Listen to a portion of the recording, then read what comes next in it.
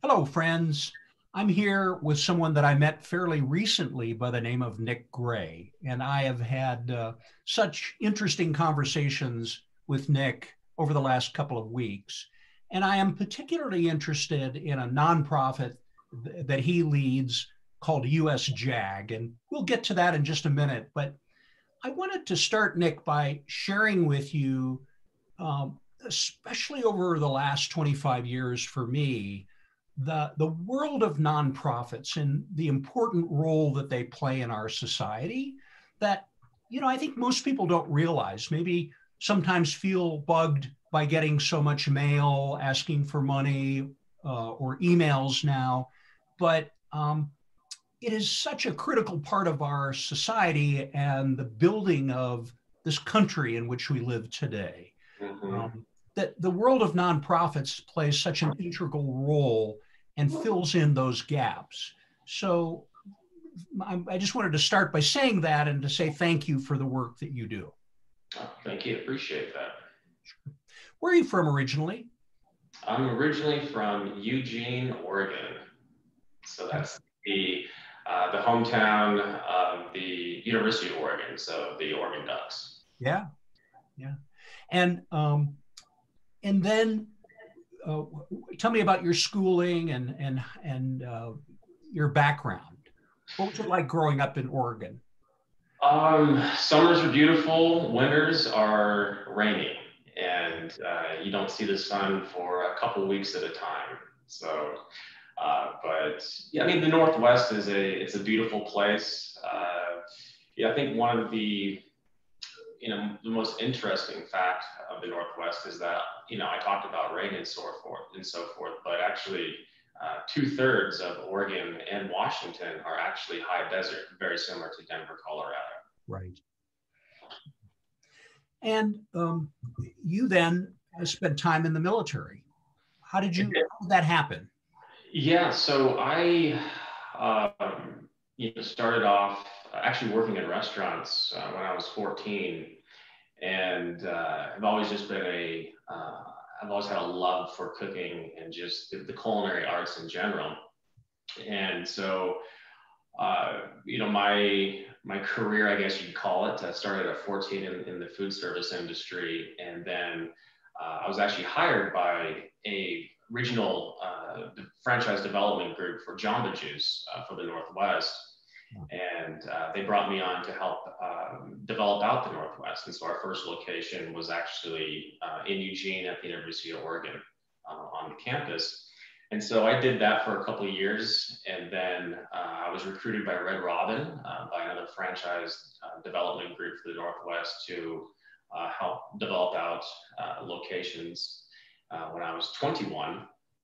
And then at 23, I was offered a managing partner position in a Italian food chain, essentially, and did that, and it did not work out very well. So I think one of the things that I took away from that experience and that managing partner role was that, while I was brought in to do specific things based off of my experiences with the prior engagements. But communication is an important piece of any sort of partnership or any sort of relationship.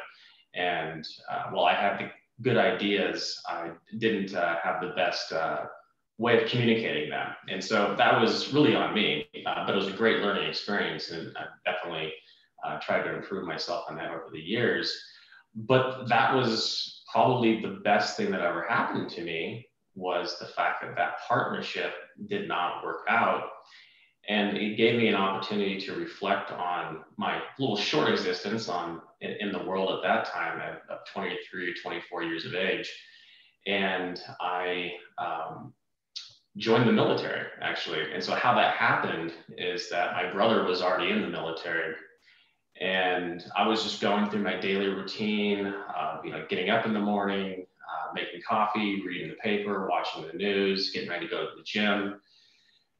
And while I was watching the news, I just saw the entire Iraq war unfolding before my eyes, to include Afghanistan. And I literally was just sitting there, and I just asked myself a simple question, which is, what the hell are you doing? Mhm. And it was that day that I went down to the recruiting station, and I started the process, and the rest is history.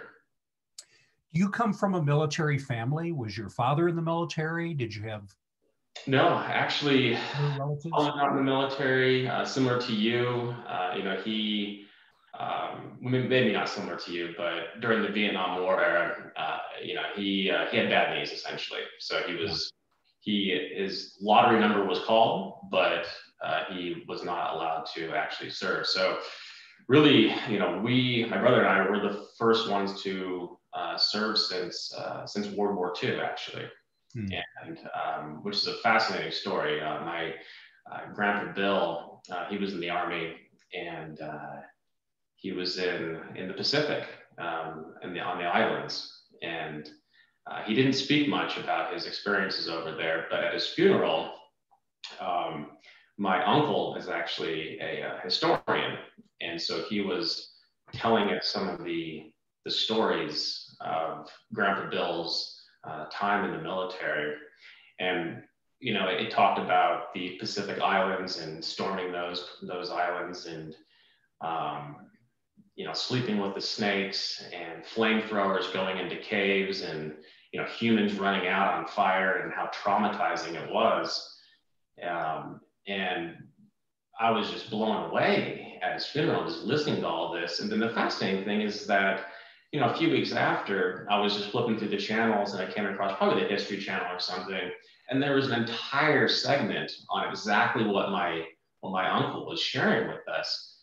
And then, and actually fast forwarding, on a side note, there is a series of books out there called the Killing series, and one of them is called Killing the Rising Sun. So it talks about World War II, and in Japan, and Hiroshima and Nagasaki, but it goes into great detail about essentially the lily pads, from Hawaii to the Pacific Islands up into Japan, right, and all the fighting that took place. And so it just really brought me back to, once again, my grandfather's experiences in the military, and in war for that matter. Yeah. So what was the experience like for you? It was amazing. I mean, the funny thing, when I originally joined, the good thing is that, the test that you take, I qualified for pretty much any job in the military. And at the time, they were really needing people for counterintelligence. And so that's what they tried to bring me in on. But, going into it, my goal wasn't to do a long-term thing. My goal was just to get in, do my part, and get out. And so the counterintelligence side of the house, there's a couple of years of schooling for that. And so I didn't really want my 3 or 4 years to be eaten up by actual schooling. So I went the opposite route and joined the armor side of the house, and drove and shot tanks, essentially.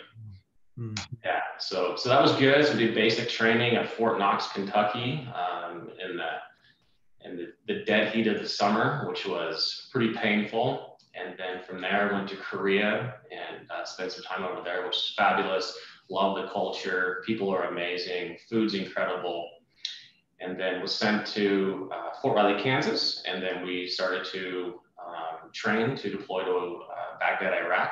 And so I was there from 2006 to 2007. So really in the heat of the entire battle, which was the surge, as many people call it, and doing night operations, some recon, convoy security. Sounds, probably sounds more intense than it actually was. I think one thing that I always, like to, remind myself, I think when I was over there, is the fact that, while all it sucked, there were many people that had it much, much, much worse than I did. And so I'm grateful for that, for the fact that I wasn't in the toughest situations. Remind us, Nick, when the surge was that you're referring to. What year was this? Yeah, 2006.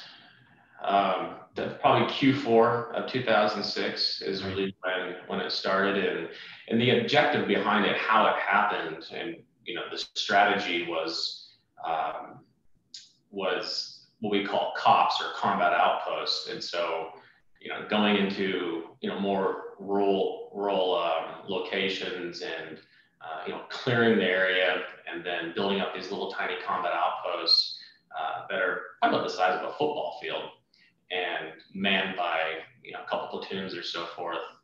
And it really I guess provided an extra layer of security, and trying to quiet things down.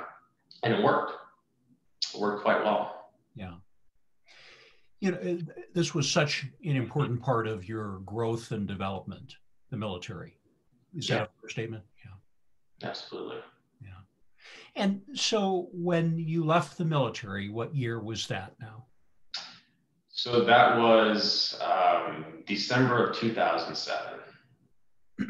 And then, your day job today is in the franchise business. You advise and counsel people in franchise, because you've had with Jamba Juice and Red Robin and the Italian restaurant chain that you refer to, you've got a ton of experience in that area. Is that how you came to this business, or was there something that happened in between? No, I mean, that really, it's, sometimes you just kind of fall into a role, or you just fall into doing different things. I mean, the primary reason as to, why I'm there is, to your point, which is, my background is in franchising. And, prior to, having a franchise brokerage or franchise consultancy, as to where I help people, diversify their investment portfolios through semi-absentee ownership. Previously to this, I founded a software company that made mobile ordering applications smarter, and primarily we service the franchise industry. So beyond just helping develop out franchises and doing consulting on the other side, I've actually built technology to help the actual franchise industry itself. So I've kind of seen things from all different sides. Yeah. So how did USJAG then get started? Yeah, so USJAG, that's a great story. So we would have to go back to the year 2003. We should probably tell our audience what USJAG stands for. Yeah, so USJAG stands for Uniformed Services Justice and Advocacy Group. Mm-hmm. And so it really goes back to 2003, where there was a gentleman by the name of Andrew Pulgani, and he was in the Army, and he was a part of the 10th Mountain group as an interrogator. And this is really at the start of the Iraq War. And so what was happening is, they were on the Turkish border coming south. And what happened is that prior to them being deployed, they were given a drug called, I think it's called Malarium, which is an anti-malaria drug. And there's some side effects to that. Particularly when it comes to psychological side effects, to include hallucinations. So what happened is that Andrew and some of his fellow soldiers were obviously experiencing battle for the first time. And those side effects started to kick in, to include the hallucinations. So imagine having hallucinations in a war zone. Not a good combination. So Andrew did the right thing, went to the commanders and said, hey, we're not right. And the commanders did the right thing as well, as to where they pulled him out of the battlefield, and they sent them home to make sure that, they would get better. But that's not what happened. They decided to try to charge these individuals with cowardice or desertion, stuff of that nature, which is a penalty of death, essentially. You could actually be put to death. You could be executed for that type of charge, which is crazy.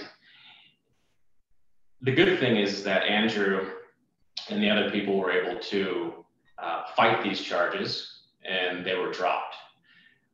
But that is what really started to kind of open the eyes to Andrew as to, is this just an isolated incident, or is this more widespread? And the short answer is that it is more widespread. So, fast forwarding to about 2007, that's when Andrew teamed up with a gentleman by the name of Robert Alvarez, and they formed USJAG. And so the primary role and mission of USJAG is to ensure that the injured, ill, or wounded active duty service members are separated with benefits, honors, and most importantly, their dignity intact.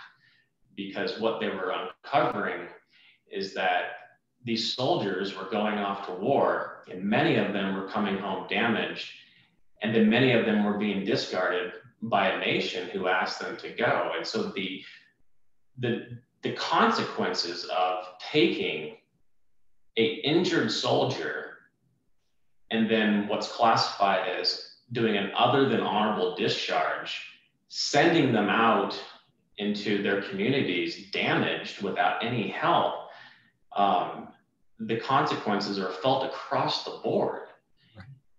And when that happens, they don't have access to the VA. So for mental health, they're already damaged, they need help. They don't qualify for unemployment, which is typically the case.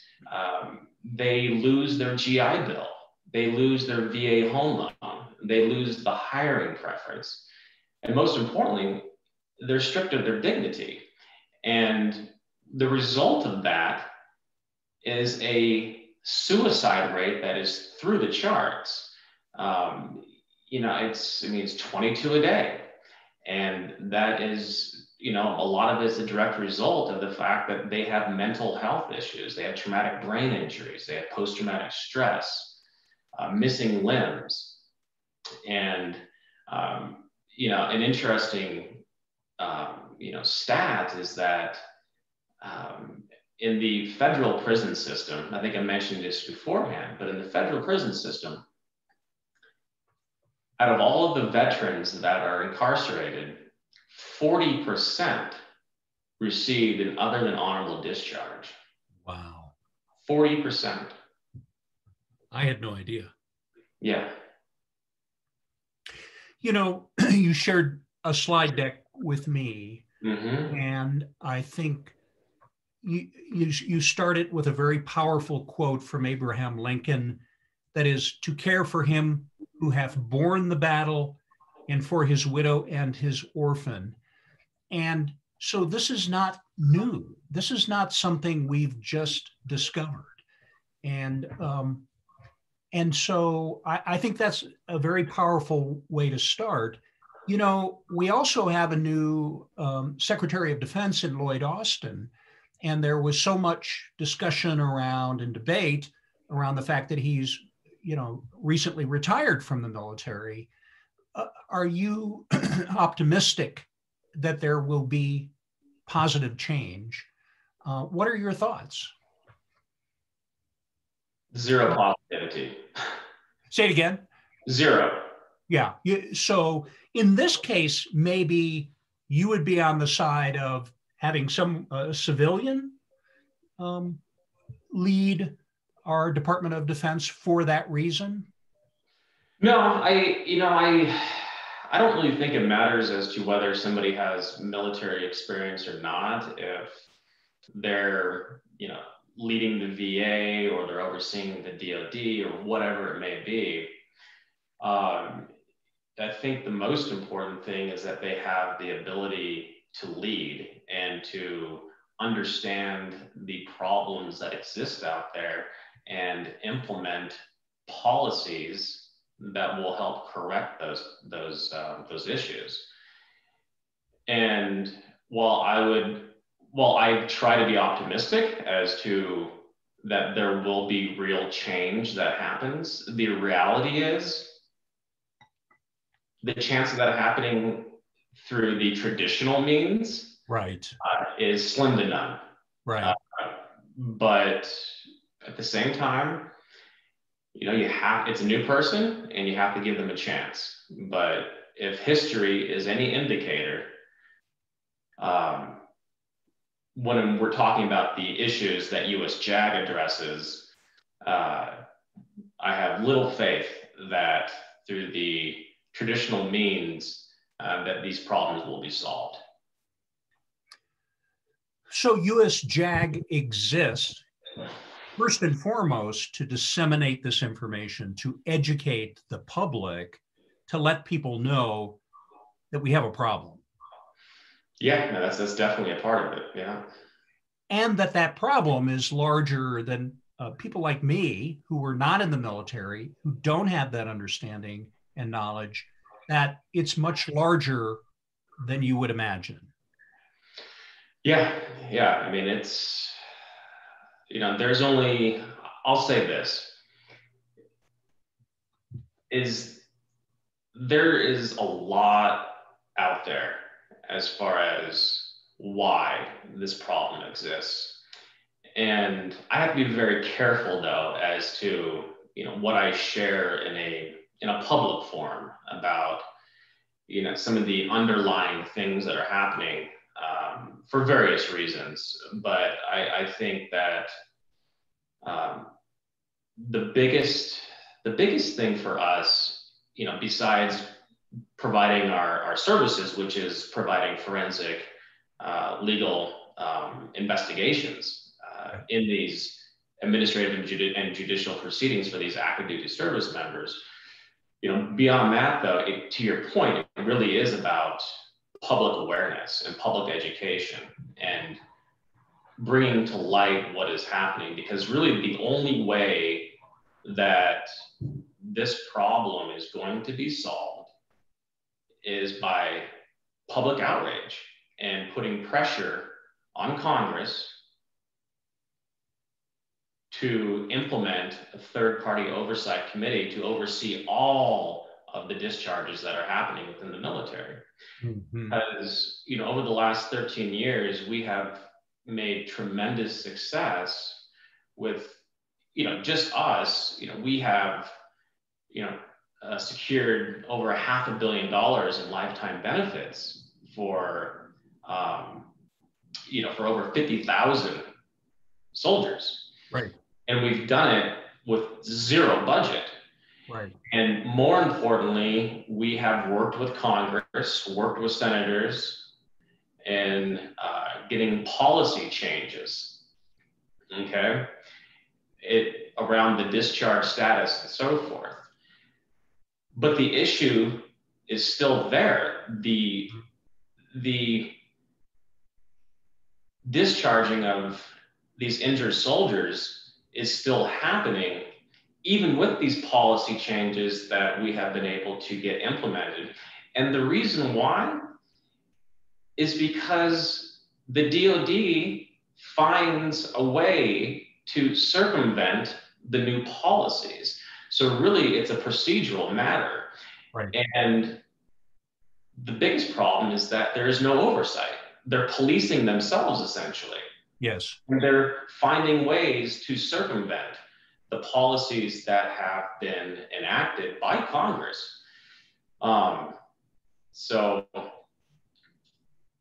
it's, and the only way for that third-party oversight committee to be actually established and implemented to make sure that all branches of the military are following the policies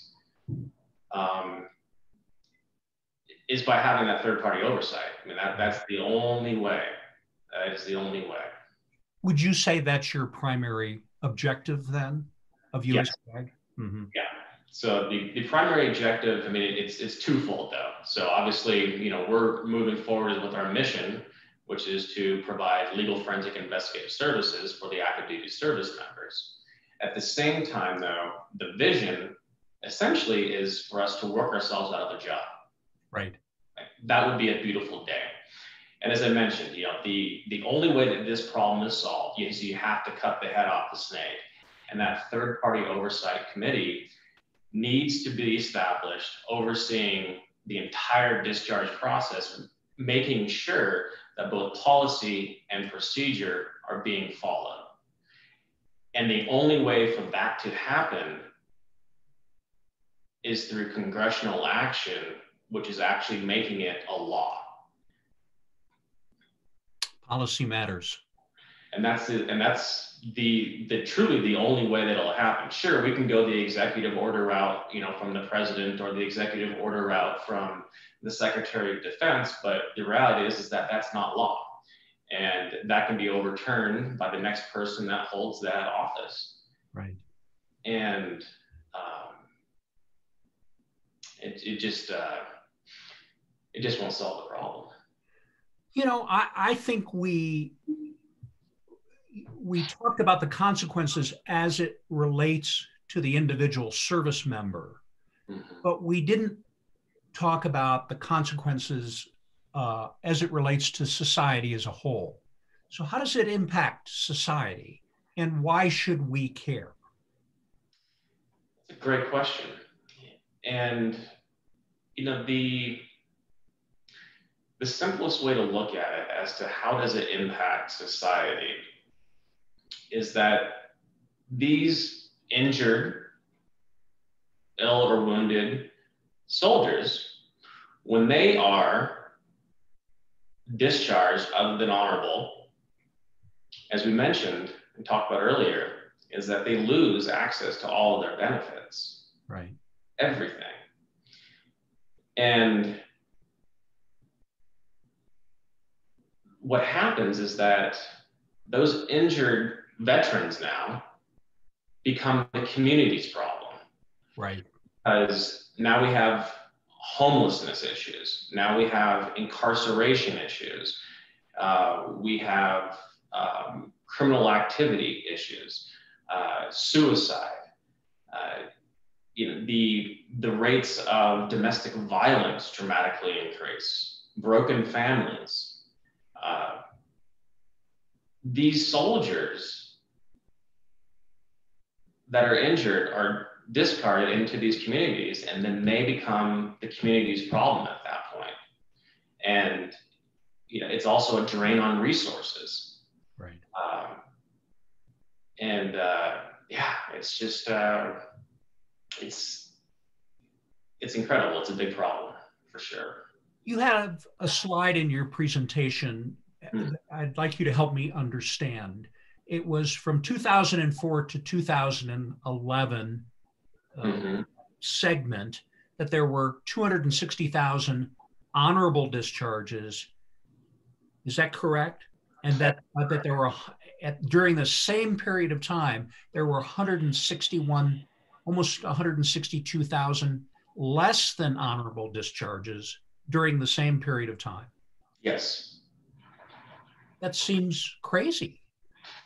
Yeah, I mean, I think it really highlights the problem at hand. I mean, you can expand from that a little bit too, and talk about the access to the VA benefits in general. So during World War II, it was about 1.2% or whatever it may be of veterans at that time that didn't qualify. Right. Vietnam, it was a little over 2%. Now, it's 6.5%. Yeah. 6.5%. Yeah. And so if I'm hearing you correctly, it is a systemic problem, not a societal problem. It's not like the soldiers going in today are different than, when I graduated from high school in 1970 and into Vietnam. So what has changed? Well, there's a couple different ways to look at that as to what has changed. I think one of the biggest things is the survival rate of injuries sustained on the battlefield. The good thing is that medical advancements have taken place, and so we are able to save a lot of soldiers on the battlefield, as to where in Vietnam or in World War II, they would just bleed out and die. So now you have a higher survival rate of injuries, and that is why, there are so many more of these injured soldiers coming back from battle. And the solution to most of these problems is to put these soldiers on medication. Medication will have adverse side effects. It doesn't solve the problem, it's just a Band-Aid. But these adverse side effects result in these soldiers having behavioral issues. I mean, go back to Andrew's story. It's a classic example. So when they have these behavioral issues, then they act out. They do things that they normally would not have done if they were not injured and were not put on these medications. And so what happens is that the DoD, commands, all of that, look for any reason to be able to discharge these injured soldiers as fast as possible. And that's the loophole right there. By taking those small infractions and then kicking them out and stripping them of all of their benefits. Because a lot of these soldiers are actually about to enter a med board process or are in the middle of the med board process, but that process can take nearly a year. And so this is really a way to expedite the process of getting them out, and also not having to pay them benefits too, which sounds pretty disgusting, but it's the truth. And I think one thing that should be noted is that we, working with Congress, got policy passed that if a soldier acted out, did something, and it was a direct result of their injuries, they could not be held directly responsible for that. They cannot be punished for that. Which is great. But once again, it goes to the procedural side of the house as to where the policy's there, but command doesn't care. They're circumventing it. They're changing medical records. I mean, you would be blown away. One day a soldier has PTSD, a month later, it's disappeared from his medical file. Yeah. The need for oversight. Yeah, and it's going to happen. It will happen. And the only way for it to happen is through public awareness. The public needs to understand this. They need to be pissed off. Because that will put pressure on Congress to do the right thing. And it's going to be one hell of a battle. There's no question about that. Because what people also don't understand is that Congress, they're not willingly going to put up legislation like this as far as the third-party oversight. So while we would love to think that they would do the right thing, because it is the right thing to do, they're going to need a lot of pressure on them. And that pressure has to come from, their constituents, the people that vote for them. What role do you play now in USJAG? What is your role in this nonprofit?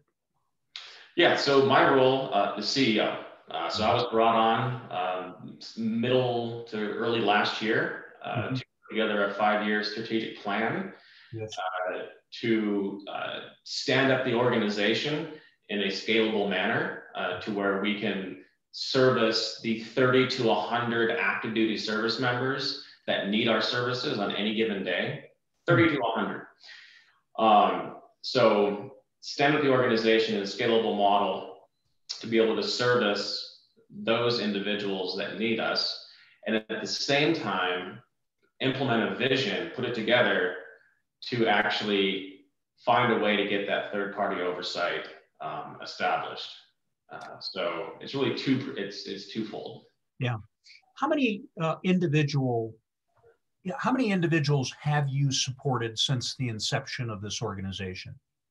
Yeah, so since 2007, 2008, we call it direct and indirect or influential impacts. So direct impacts, it's up to almost 400 active duty service members where we have directly interceded and gone to battle essentially with the DoD and the Pentagon.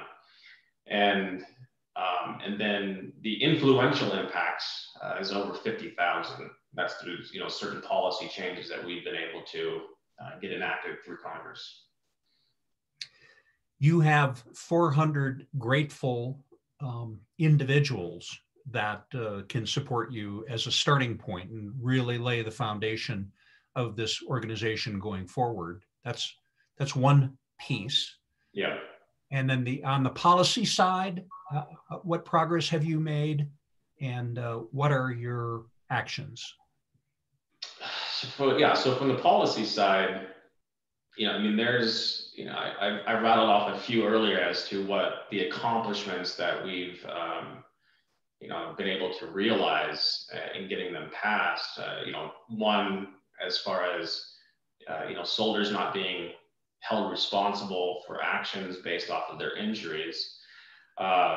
Second medical opinions, believe it or not, they weren't allowed to go out and get second medical opinions on, some of their injuries. That's in there. But the biggest thing though is that it really is that third-party oversight. It has to happen, because if we continually put our efforts into getting these, smaller policy changes in place, we already know the outcome of it. Mm-hmm. They're not going to follow it. They're going to find a way to circumvent the policies. And really the question is, and you're probably asking this, and anybody listening to this is probably asking this to themselves, which is, why? Why do they do this? Right. And, there's a myriad of possibilities and theories as to why they do this. One of the biggest ones is resources, because the DoD has an annual budget. And when you have these injured, ill, or wounded soldiers, they're in a status called non-deployable, all right? But they're still eating up resources that could be allocated towards deployable soldiers. Mm-hmm. So the command is, their promotions and their reputation relies on force readiness or deployable status. Right. So that is really part of the problem as to, why are they, finding ways to kick these soldiers out? And it really comes down to that in many cases, as to they have X number of dollars, they need X number of soldiers that are deployable. You have these non-deployable soldiers that are eating up resources. Let's find a way to get them out of here as quickly as possible. Right. Not caring about the consequences. Right. So that it's not our problem. Yeah, that's a good way to look at it, is that they don't want to deal with it. Mm-hmm. Yeah. So what can we do to help the general public? Yeah. Well, the general public, first of all, they need to be informed. Right. Okay. And so I have put together a plan to make that happen. Once the general public does get informed, then there will be outrage and, civil outrage, but nonetheless, they're going to be upset, and rightfully so. That outrage and, anger needs to be voiced to their Congress people. Right. And so, from a general public standpoint, it really is for the public to write letters, email, call their politicians. Beyond that, obviously, funding is obviously a big piece to any sort of organization, whether it's for-profit or non-profit. It doesn't really matter. They should all operate the same: money in, money out. So yeah, I would say that's the primary role I think the general public could hold, and that would be to contact their local and national politicians. Nick, how do you raise money today? So that's definitely a challenge that the organization has faced over the last 13 years. Right. And so we have tried many different vehicles to raise capital. Right. Small fundraisers have been held, but the primary role or goal or vehicle, however you want to classify it, is grants. And government grants are not a route that we can go, and we know that because we've tried. Mm-hmm. And the unfortunate thing is that they view USJAG as an enemy in a sense. Yeah, because we hold them accountable, and we shouldn't be viewed as the enemy. Right. Because it really should be viewed as a partnership. Right. There's a few bad, maybe there's more than a few bad apples over there. But any organization, any company or whatever, has a couple bad apples. It doesn't make them overall evil. So, really, we should be viewed as a partnership. So government grants, that's not going to happen. Corporate grants, we tried that. That doesn't work, once again, because we are viewed somewhat controversial, which once again shouldn't be the case. And then, lastly, there's the grassroots, the onesies and twosies, $5 here, $10 there. None of that's worked. And so part of what I have put together is a funding strategy, and understanding that grants are not going to happen. The grassroots movement, that will actually be a part of the plan, but at a later date. So what I've done, through my past companies of raising venture capital, is I've taken how you raise capital in the venture world and applied it to the nonprofit sector. Yes. And so, really what that entails is, finding yourself a lead investor, or in this case, a lead donor. And their role is not necessarily to put all this money in, but is to understand the problem of what USJAG, in this case, addresses, and the solution that they bring to the table, and then go out there into their circle of influence and solicit funds from people that also care about this. And, that is the only way that this is going to happen, as far as getting funding into this organization, because, we can continue to do what we do, and we can continue to help, a couple soldiers at a time. But that leaves two remaining issues. Number one, there's still 30 to 100 every day that need our services. So while we can save a couple, you know, the rest of them are screwed. I mean, for lack of a better word. And the second thing is that the actual problem and the third-party oversight that's needed will never be achieved if we stay at this capacity. So what we're doing is going out there and put together a 3 to 5 year operating budget based off of $1.5 million. And what that will allow us to do is service directly probably close to 1,000 soldiers and save their lives with that money. At the same time, also putting together that vision of being able to work with Congress, public pressure, all of those things to get that third-party oversight established. So, that's. And by the way, 1,000 soldiers that would be a societal problem. Yep. You'd still have to deal with if you didn't intervene, right? That's correct. Yeah, absolutely. So what I'm hearing, what we would call in the nonprofit world, it's kind of a major gift approach is probably the short-term strategy for you right now.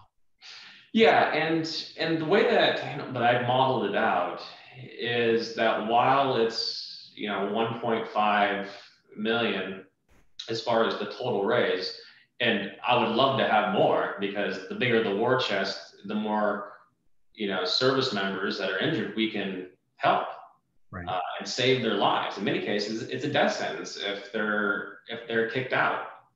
I mean, a literal death sentence. But the way I've modeled it, and to your point, is that is you have the overall raise, but you do it in tranches, though. And so getting an initial 250 M, that'll get the organization stood up in a scalable manner. Get another 250. That's going to really allow us to implement a lot of different things and bring people in and get this thing set up the way it should be. Right. And then the rest of the money is 500 here and 500 there. That's going to be for long-term scalability.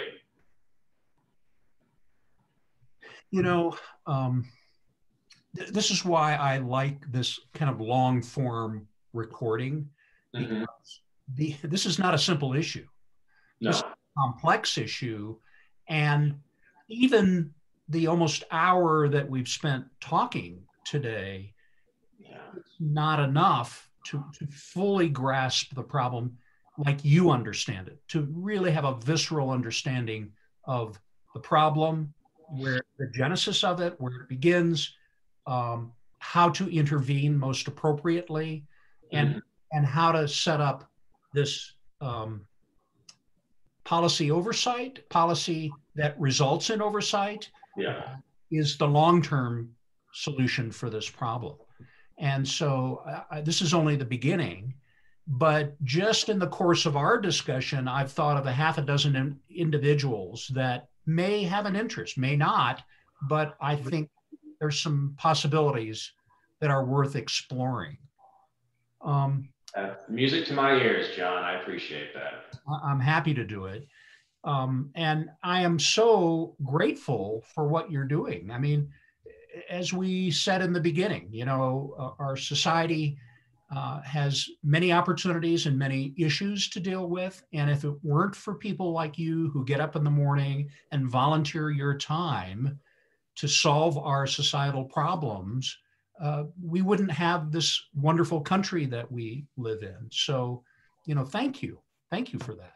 Well, I appreciate that, John. And I would thank you just for giving me a platform to share the story of USJAG. And you're right. I mean, we've only scratched the surface as to what the problem that USJAG addresses.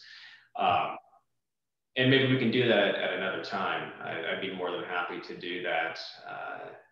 But we're going to need more than an hour, that's for sure. Well, are there any questions that I should have asked you today that you'd like to address? I really can't think of anything. I could sit here for another 3 hours and talk about this. But this is a good overview then. But I would say this actually, you asked the question about, how did USJAG, come to be? What was the genesis? Why was it, formed? But, I guess one of the other questions that, would be good to ask, and I'll just address it now, which is, why was I asked to take over USJAG? And part of it has to deal with my experience in the business world and raising venture capital and putting together strategic plans and execution, obviously, which is the most important thing with anything. But how I got involved in USJAG is because I'm not just the new CEO. I was actually a client of USJAG. And so while I didn't get into legal issues while I was active duty, I did come into some issues when I got out. Yes. And, so this, long story short, it goes back to the medication. I had PTS and I had, TBI, and there were certain medications that they put me on. I had an adverse side effect. And then I started to think that I was back in Iraq, and I started to clear houses in my neighborhood, right? Which resulted in me obviously being arrested, which is completely understandable. And charged with 2 felonies and was facing 5 years in prison. Yes. And while USJAG's primary services are not helping veterans, they were asked to come in by the Colorado judicial system to help set up what's called a veterans trauma court or a veterans treatment court. And so really what that is, it's modeled after the drug courts of the 1980s. So it's rehabilitation rather than incarceration, which is great. So what happened is that while the veteran courts had been around for a number of years, they had never, ever even considered taking felony cases.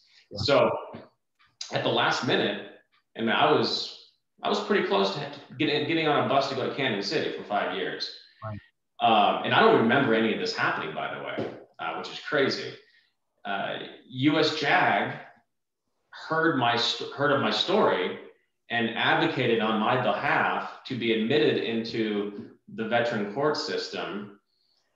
And there was a lot of pushback from the DA and judges and all that, but they kept advocating and they got me in. And so that's, how I got my first interaction with USJAG was the fact that I was one of their clients, and they saved my life. And then I was able to move on and, I got a degree, and I founded a software company and built a pretty good sized company. And then in 2016, they were doing a little fundraising event, and they asked me to give a keynote speech at it. And I did. And at the time when I gave it, there were a couple people in the audience, and one of the individuals was my father-in-law, and some of the family friends of my wife. At the time, we didn't know each other, but they thought, wow, Lauren, she's single. Let's find out if Nick's single. They both live in Denver. And so they contacted USJAG and got my contact information, and then they fed it to Lauren. And then, Lauren sat on it. She's like, who the hell is this guy? And then her coworkers kept nagging her, saying, have you reached out to him? Have you reached out to him? And she said, fine, I will. So she set up a blind date for us.